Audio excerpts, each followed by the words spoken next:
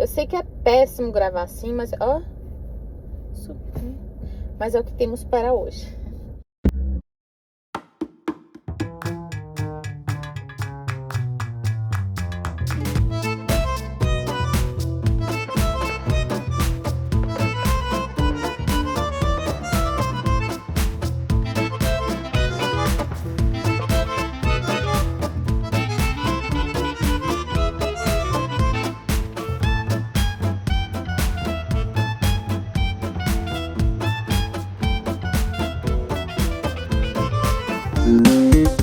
Hoje é 21 de março. Eu estou voltando para casa agora. Eu vou chegar em casa mais de 8h30. Tô super cansada. Hoje é uma quinta-feira. E eu tô devendo para vocês continuar o vlog das comparações entre felicidade conjugal e a mulher de 30. Isso vai continuar. Calma, respira fundo, vai dar certo. É que esses dias eu tenho parado de ficar tanto no celular falando, gravando e tal. Porque quando eu pego no celular pra ficar gravando essas coisas, eu sempre mexo no WhatsApp, no Telegram, no Instagram, e aí eu perco o foco. E esses dias eu tô bem focada, porque eu estou com muitas leituras acontecendo, e leitura de calhamaços, livros densos e tal. E eu tô numa fase que eu não tô entendendo.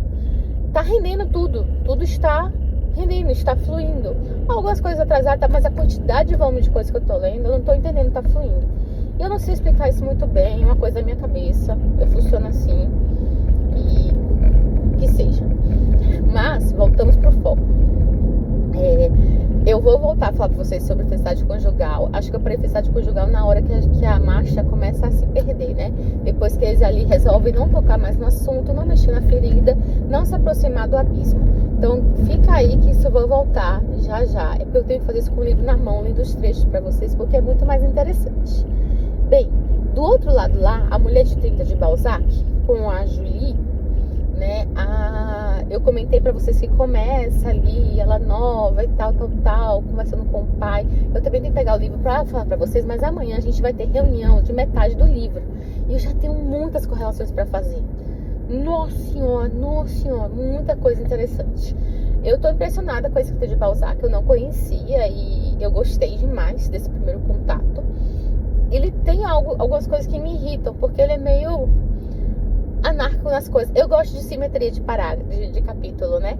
Que tenham páginas parecidas, assim, quantidade de páginas parecida, densidade parecida, que se encerre num padrão. E ele é meio doido, assim, nesse sentido, até porque parece que ele fez 6 histórias e meio que juntou elas com uma conexão frouxa, né? Na classe da Penguin tem uma introdução que explica como é que foi isso. Inclusive, isso perdeu um pouco a cronologia do livro, porque de repente ela tem 30 e quando você vai fazer as contas não bate. Era pra ela ter 26. Mas tudo bem, a gente aceita, ele se perdeu nessa daí.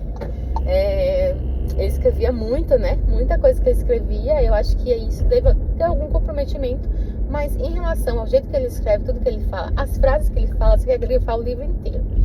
Mas, pausando isso, quero falar sobre outras 3 leituras que estão acontecendo. Por isso que eu tô falando que eu tô com muito livro e, enfim. Eu tô lendo também Os Miseráveis, Eneida e O Nome da Rosa, do Humberto Eco. E Eneida, eu tô lendo com o William. Eu vou reler esse livro esse ano. Eu tô perto de acabar. Eu queria acabar logo ele pra me livrar dele e falar assim, não me livrar do livro, mas pra tirar essa quantidade de livros que eu tô lendo ao mesmo tempo. Só que eu tô muito atrasada em O Nome da Rosa e por isso eu vou ter que segurar.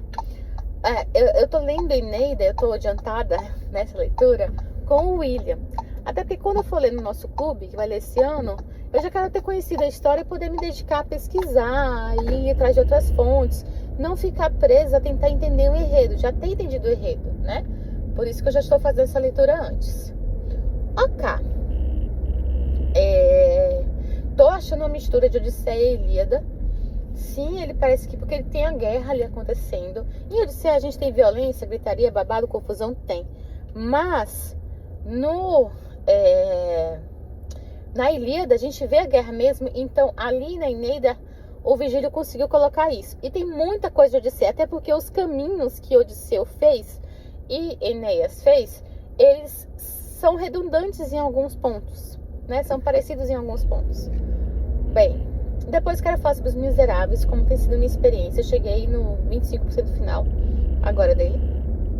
E eu quero falar sobre O Nome da Rosa, que eu fiz uma besteira, gente. Eu larguei um spoiler sem querer, de forma inconsciente, no meio do grupo, que eu tô, assim, me sentindo mal até agora, sabe? Que eu fiz isso. Mas eu apaguei, acho que há tempo de quase ninguém ver. E, enfim. Ai, espero que as pessoas não tenham ficado chateadas comigo, porque eu fiquei muito mal depois que eu fiz isso. Foi um spoiler inconsciente, eu tenho que explicar pra vocês como foi a situação, pra vocês entenderem. Que eu não fiz porque eu quis. Enfim, vou focar aqui na direção e, se der, eu falo ainda hoje sobre essas outras questões. E amanhã eu tento conversar com vocês sobre os livros que eu tô lendo lá.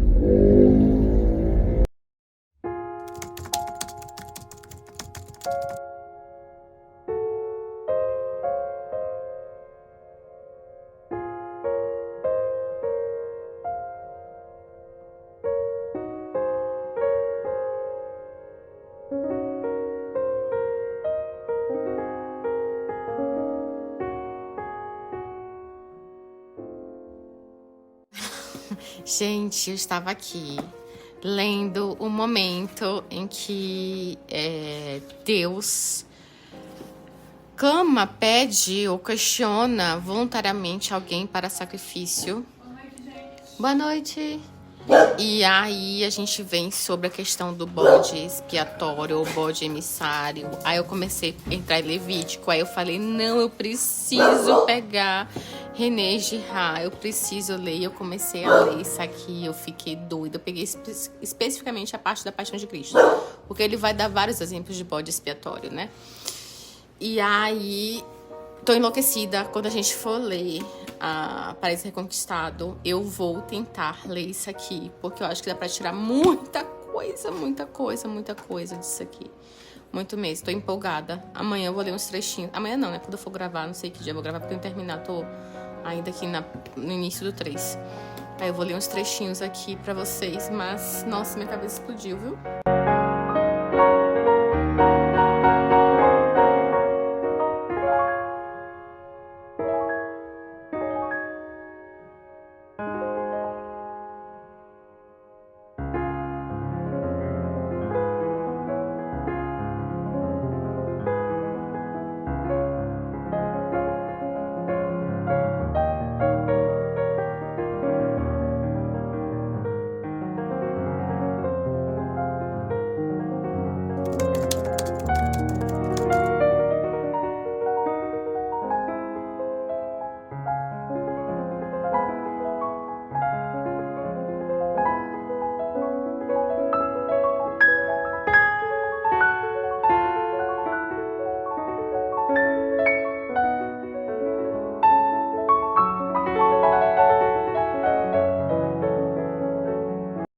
Eu tenho que registrar toda vez que eu vou na academia, que eu nunca vou, então se eu registrar parece que eu tô indo mais vezes do que é verdade.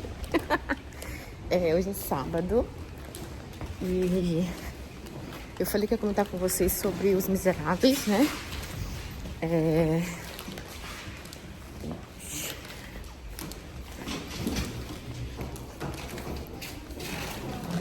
Então, eu tô gostando dos Miseráveis, eu tô perto de acabar.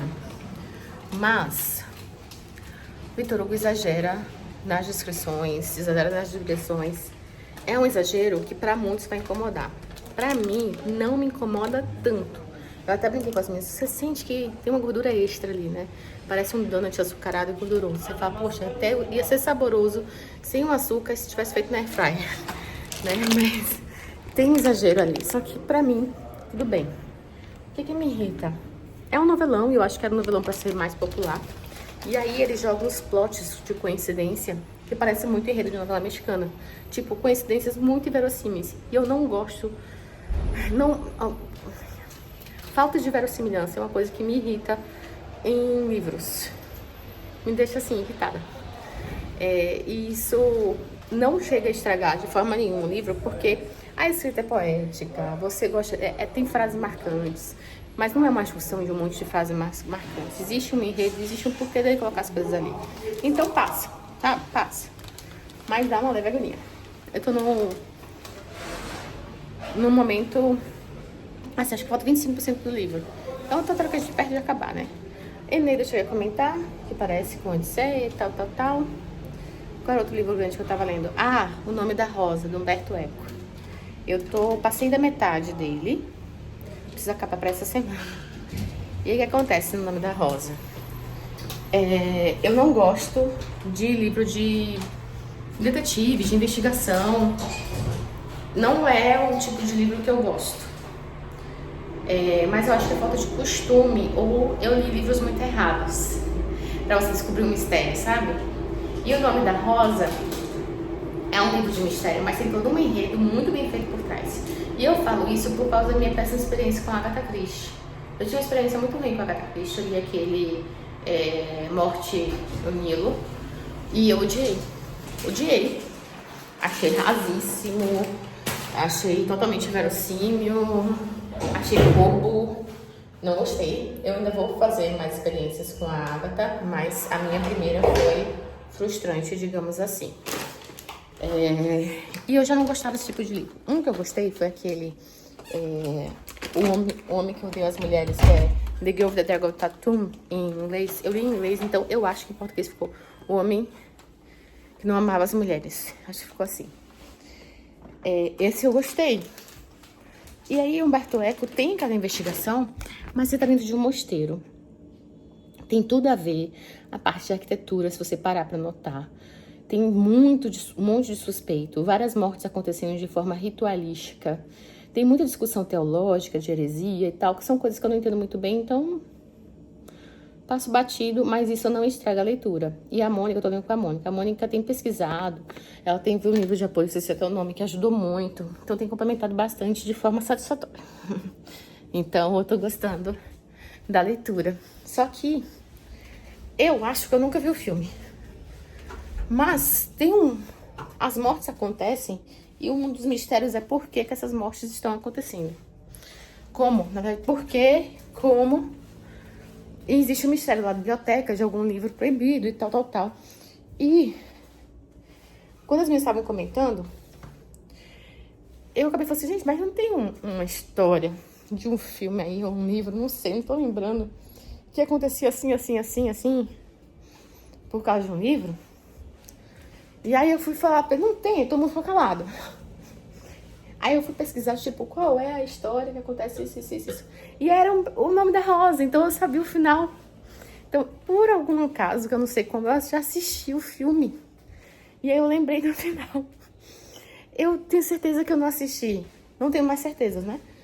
Eu devo ter assistido daquele jeito, assim, que eu deixo a TV ligada e vou dormir. Deve ter passado, eu devo ter captado no meu subconsciente, no meu inconsciente. E aí despertou. Eu ainda não sei exatamente os mandantes e tal, mas eu já lembrei da coisa. Nossa, que tanta raiva, porque eu lembrei disso. Vem, Shaq, vem. Vamos. Eu vou tomar banho também agora, bora. Daqui a pouco eu pego esse menino gostoso. Vamos, vem tomar banho comigo, vem. Vem, mulher. Deixa eu abrir a janela. Tem agonia. Meu marido deixa tudo fechado. Tudo bem que tá chovendo, nem posso abrir muito, mas só pra circular um ar, né, gente? Circula um ar aí, galera. Só vou abrir um pedacinho aqui. Pra circular um ventinho. O tempo não tá bonito, tá horrível. Tá horrível. Cadê Shaq? Shaq?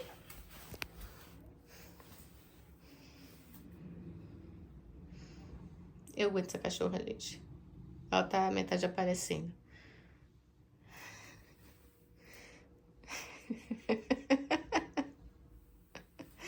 Vem, Shaq. Bora.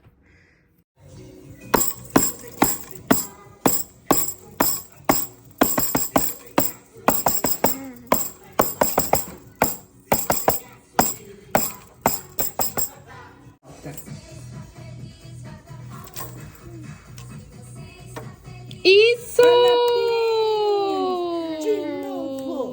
De novo! Vai de novo. Tô em falta com vocês nos vlogs. Eu acho que eu perdi o costume. Perdi mesmo, que eu tô muito em falta com vocês. Eu acabei hoje Bem-Estar, que bem acaba, do Shakespeare. Tô com sentimentos controversos da personagem principal desse... Ai, está sujo. Da personagem principal dessa peça, que é a Helena. Porque a Helena é uma mulher muito obstinada, inteligente. Até que a Monique falou no vídeo, né? Que consegue conversar e falar em qualquer círculo. E quem leu ali a história sabe que ela sofre uma rejeição por ser de uma outra classe social. E ela faz muita coisa, bem naquele estilo Shakespeare de teatro, que é exagero, que perde verossimilhança, e que é isso, o teatro é isso, tá? Então, quando eu leio teatro, eu aceito, que é assim. Mas, você não sabe mais se ela não se perde nesse caminho. Porque ela perde um símbolo importante, que era um símbolo de virtude da mulher da época, que eu não quero explicar aqui, vão ler. Mas eu acho que ela perdeu mais coisa nesse caminho, sabe? Eu não sei mais se ela faz tudo o que faz por uma obstinação de paixão ou por orgulho ferido. Porque ela se põe em risco e põe outras pessoas em risco em nome disso. E deu certo porque era Shakespeare que escreveu, entendeu? Enfim. E aí, eu peguei Raquel de Queiroz ali pra ler. O 15, né? Que é um dos 40 livros, antes dos 40 que eu tava indo com a Michelle. Peguei ontem um livro curtinho, que flui com a beleza. E triste, misericórdia, que livro triste. E é bem no Nordeste, mas na seca do Nordeste. Eu sou nordestina, né? Então, me lembrou muito Vidas Secas, que eu acho que foi escrito alguns anos depois, poucos anos depois. E essa mulher escreveu esse livro com 17 anos, né? Eu tô no meio dele agora, mas que livro triste, gente. Eu tô querendo... Tipo, já era pra ter acabado ele. Dá, sei lá, no livro dá 200 páginas, com apresentação, introdução, pós-fácil. E a diagramação é gigante. Então, é um livro facilmente que você se sentar 3 horas assim no livro, você acaba. Fácil, até menos. Mas eu tô lendo assim a conta-gota desde ontem, porque dói. Um livro que dói. Mas enfim, vou ver se eu pego ali Felicidade Conjugal e a Mulher de 30 pra conversar um pouquinho com vocês. Porque eu não posso perder o ritmo dos vlogs. Vou ver se o Lucas tá dormindo. Bem, vamos lá. Peguei aqui Felicidade Conjugal pra gente continuar de onde a gente parou. Foi aquele momento que eles criaram um abismo entre eles, né?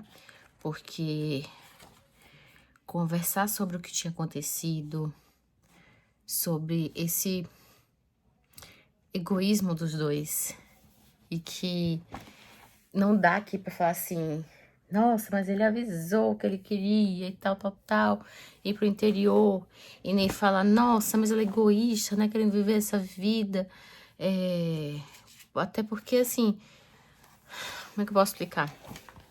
Ela não viveu nada, ele já viveu tudo, né, mas ele tentou orientar, só tem certas coisas na nossa vida que a gente tem que passar pra falar assim, poxa, bem que fulano avisou, sabe? E aqui eu fico pro time Serriei, porque ele avisou, ele percebeu, ele viu que ela tava se rebaixando, decaindo, pra receber elogios alheios, elogios de outros homens. E não eram simples ciúmes. Era tipo, quem era você pra agora você tá, sabe, virando uma coquete que se importa com o exterior e que tá em busca de uma vaidade pra agradar outros homens, sabe? Um ego gigantesco cresceu dentro dela. E aí tem a questão dos sacrifícios, né? Que eles falaram que ambos estavam fazendo sacrifício. Nossa, esse livro meu tá todo riscado, gente. Eu favoritei esse livro, né? E olha como fica a sensação dela, né? Mas depois, a sós com ele, este juízo a seu respeito ficou como um crime sobre minha consciência. E eu senti que o abismo entre nós se tornasse ainda maior, né? Falando que achou que o marido estava se tornando arredio, orgulhoso. Mas que ela viu que esse juízo que ela tá fazendo dele era meio que um crime. Porque ela sabia que ela estava errada. Sabe quando a gente não quer admitir que a gente tá errado? A gente começa a desvalorizar o outro. Tentar ficar localizando defeitos que não existem ou são menos importantes no outro. É isso. Aí eu falei da parte do abismo, acho que eu já li pra vocês. Era como eles não tocavam no assunto, era como se ambos tivéssemos o lugar. Sentíssemos o lugar onde o abismo que nos separa. Era como se ambos sentíssemos o lugar onde ficava o abismo que nos separava e temêssemos aproximar-nos dele. Eu estava certa de que ele era orgulhoso e irritadiço e que devia tomar cuidado a fim de não tocar nas suas fraquezas. Ele tinha certeza de que eu não podia viver longe da sociedade, que a vida rural não me aprazia e que era preciso se submeter a este gosto infeliz. Ambos estavam infelizes naquela situação. E aí, quando ele viajava, ela foi sentindo, na ausência dele, vazio e solidão. Mas quando voltou, percebi que ele não acrescentava mais à minha vida do que ele acrescentara de outrora. É assim, tá? Estar com ele é um alento, mas não era aquela emoção, aquele frio na barriga, ela sentia quando ele chegava antes. O que é normal, gente, né? Paixão tem dia pra acabar. Paixão não é pra durar pra sempre. Desapareceram completamente seus acessos de alegria na minha presença, o comportamento juvenil desaparecera, o seu perdão e indiferença em relação a tudo que antes me indignavam. Não lhe apareceu mais o olhar profundo que antes sempre me deixava confuso e me alegrava, assumir as orações, os êxtases em comum. Deixamos até de ver-nos com frequência. Ele estava continuamente de viagem e não temia, não lamentava deixar-me sozinha e eu parecia continuamente na sociedade, onde não precisava dele. Isso é normal, natural, mas é perigoso. Porque você não pode enfraquecer uma relação de casamento simplesmente porque a paixão, aquele êxtase, aquela coisa que dói, aquela coisa, não, tá esmorecendo, né? É preciso manter o amor, transformar o amor, colocar ele em outro patamar do que só na paixão. Paixão tem data pra acabar, gente. Paixão tem que acabar. Ninguém consegue viver só nessa paixão, nesse sentimento o tempo inteiro. Não havia mais entre nós cenas e desavenças. Eu procurava agradar-lhe, ele satisfazia todas as minhas vontades e parecia amar-nos. Começaram a fazer um fake ali para as redes sociais. E passam 3 anos. Nesses 3 anos aconteceram 2 acontecimentos importantes. A avó, a mãe dele morre e nasce o primeiro filho deles. E, gente, olha só como é que tava o sentimento dela, porque ela não tava... Assim, não é toda mulher que tem que amar ser mãe, não, tá? Assim, é desejável, mas é um esforço. Amar a maternidade é um esforço. E principalmente quando eu tô falando de mim, maternidade atípica. É um esforço, você tem que treinar todos os dias. Parece absurdo falar isso, mas não é esse sentimento natural, não. Tá? É complicado. E você tem que querer. E quando você olha pro seu filho, é impossível você não querer. Você fala, vai valer o esforço. Minha visão, tá? Mas isso não é natural para todas as mulheres. Por diversas questões. Pela pressão que é imposta em cima da gente em relação à maternidade, pelas comparações que a gente faz, pelo mundo moderno que nos obriga a não apenas ser mãe, esposa, mas também a melhor profissional, a melhor em beleza, a sempre jovem. Então, são muitas cobranças. E pratos vão cair. E, teoricamente, o da maternidade seria um prato inquebrável. Mas não é a realidade. E aí, ela tem um choque com essa maternidade. Fora o nascimento do meu primeiro filho, a morte da Tiana Seminova, que as acontecimentos importantes. Nos primeiros tempos, que foi, amor? Você vai ficar assim, aí? Vou. Hã? Vou terminar de falar aqui do livro. Aquele livro que eu falei que a gente tinha que ler juntos. Nos primeiros tempos, o sentimento maternal apossou-se de mim com tamanha força e causou-me um êxtase tão inesperado que eu pensei estar em vias de iniciar para mim uma vida nova. Lembra que ela tá procurando novidade, emoção? Então. Mas, decorridos 2 meses, quando tornei a frequentar a sociedade, esse sentimento diminuindo sempre, transformou-se no hábito e na fria execução de um dever. Ela continuou voltada assim em relação à sociedade. E como ela não estava em harmonia dentro dessa casa, desse casamento, consequentemente, para a maternidade isso caiu. O meu marido, pelo contrário, por ocasião do nascimento do nosso filho, voltou a ser um homem tranquilo, pacato e caseiro que de antes, e transferiu para a criança toda a sua ternura e alegria de outros tempos. Horrorizava-me de repente com a minha indiferença pela criança e perguntava de mim para mim, serei eu pior que as outras mulheres? Mas o que fazer? Amo meu filho, mas não posso ficar sentada com ele dias a fio. Tenho tédio, de modo algum vou fingir.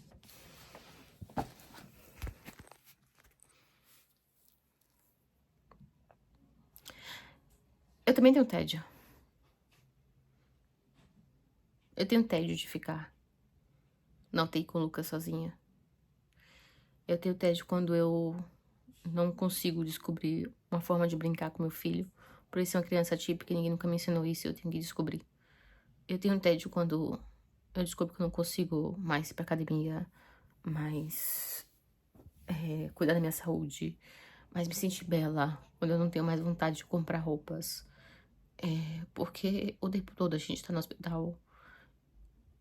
E, enfim, eu também tenho tédio. E lógico que eu tô falando uma situação completamente diferente, que é a minha de maternidade atípica, né? Eu tenho tédio da minha carreira, não consegui mais deslanchar, porque o tempo todo tô faltando, o tempo todo eu digo que eu não posso, que eu não consigo mais assumir compromissos de aula, não consigo mais assumir compromissos de viagem, das coisas. Mas e aí? E aí? O que a criança tem a ver com isso? O adulto é você, meu amor. O adulto sou eu. Eu que tenho que ter a maturidade emocional de entender isso e fazer meu melhor. Então, eu não consigo comprar essa conversa. Eu entendo que ela não conseguia fingir. E é totalmente legítimo o sentimento dela. Mas ela tinha que tentar criar esses laços e compreender que a adulta é ela, que a criança precisa de mãe. Então, eu entendo no primeiro momento ela se horrorizar com ela mesma e perguntar se é pior que as outras mulheres. Eu entendo isso. Mas mesmo ela enxergando isso, ela não muda. Ela tava numa fase difícil aqui. Ela tava numa fase muito difícil. Porque assim, gente, como eu falei, você vive na expectativa de grandes emoções, de o tempo todo ser bajulada, amada, querida. E aí, quando chegar a velhice? Então, o amor não sustenta na velhice, né? Porque a beleza vai embora. Essas coisas somem. A beleza que eu falo juvenil, né? Lógico que tem outras formas de beleza. Mas e aí? Né? Vai viver essa paixão platônica e ela começa a competir com uma outra mulher mais jovem da sociedade, que começa a chamar o centro das atenções. Outras pessoas vão surgir e você vai parar de ser o centro. E aí gera essa competição fútil e superficial da mais bela do baile, da que chama mais atenção no baile. Ela não foi essa mulher com quem ele se casou, entendeu? E é normal, ela era super jovem, ela tava descobrindo quem que ela era. E que ela aprenda e que algumas coisas a gente tem que aprender vivendo na pele. E ela está passando por esse processo. A gente só fica torcendo para que o processo se conclua com aprendizado e crescimento e com menos dores, mas cicatrizes ficarão desse processo todo. E aí surgiu uma pessoa, um homem, um italiano. Bem, eu vou parar nesse italiano. Aqui. A gente conversa mais depois. Eu ia acabar a conversa e começar isso aqui. Pra gente fazer os paralelos. Mas já deu 11 minutos aqui só gravando, falando. Eu acabei. Nossa, como eu tô péssima. Meu Deus. Uma das coisas que eu não gosto de usar rímel é isso. Deixa você com panda.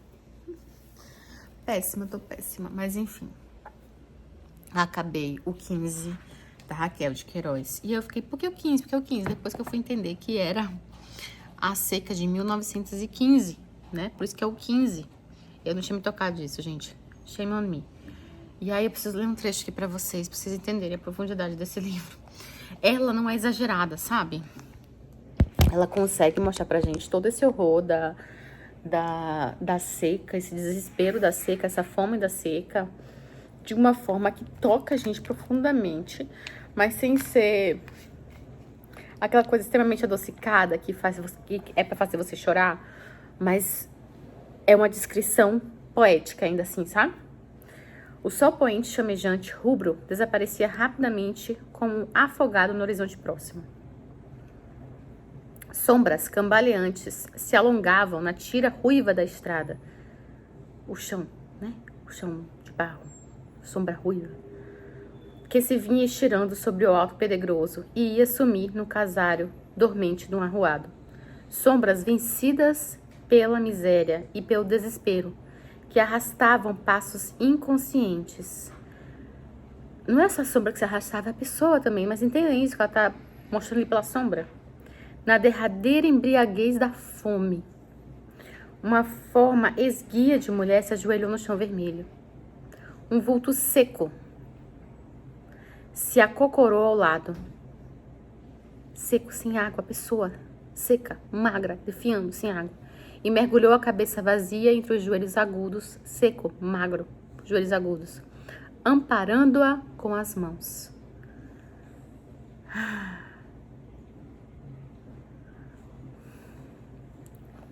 Enfim, só pra vocês entenderem. Demais. Vai ter reunião daqui a pouco de 2 obras de Shakespeare, acho que é O Mercado de Veneza e Muito Barulho por Nada. Eu vou tentar participar, mas depois eu tenho reunião do grupo de tórax, do tumor de tórax lá do Santa Catarina. Então não devo participar da reunião inteira de Shakespeare. E é isso, o Luquinha está dormindo. Vou aproveitar para fazer minhas últimas marcações aqui desse livro. Perfeito. Eu vou favoritar ele. Não tem como. Tô, assim, em choque com esse livro. A mulher de 20 anos. Ela tinha menos de 20 anos quando escreveu isso aqui. Pelo amor de Deus. Pelo amor de Deus. Bom demais. Bom demais, bom demais.